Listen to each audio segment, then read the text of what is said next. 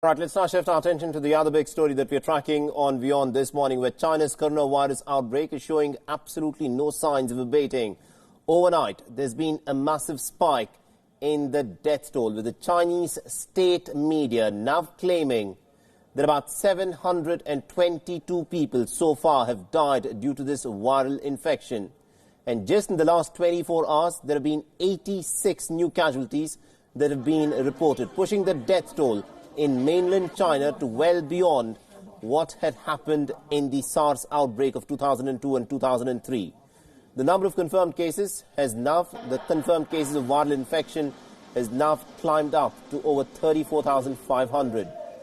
The new study in the Journal of the American Medical Association, scientists have hinted at the possibility of coronavirus being transmitted, via fecal matter.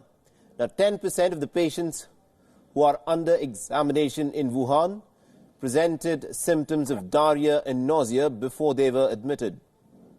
Now, it's also important to note that SARS infection displayed a similar character back in the year 2003, and the novel coronavirus, of course, belongs to the same family of viruses that cause stuff like your common cold, SARS, the Middle East respiratory syndrome, etc.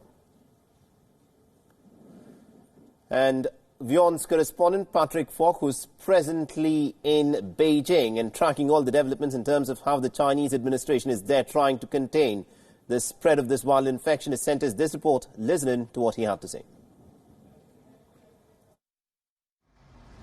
Well, the latest coronavirus figures are particularly concerning. There are now more than 34,000 cases of infections and over 700 fatalities.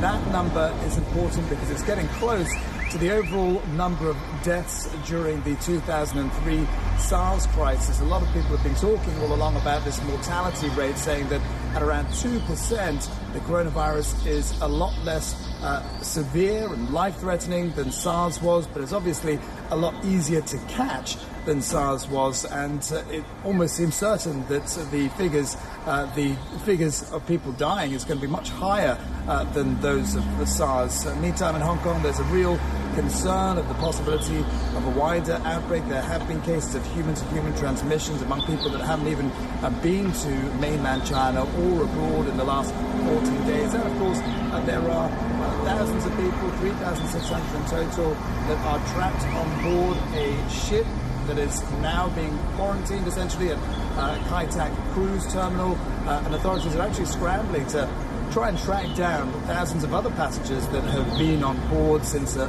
voyage that took place between January 19th and January 24th. 8 mainland Chinese passengers on that voyage are now confirmed to have contracted the virus. So a lot of people may have been exposed to the disease possibly, and as I say, that's causing a lot of concern here in Hong Kong about the possibility of a wider outbreak.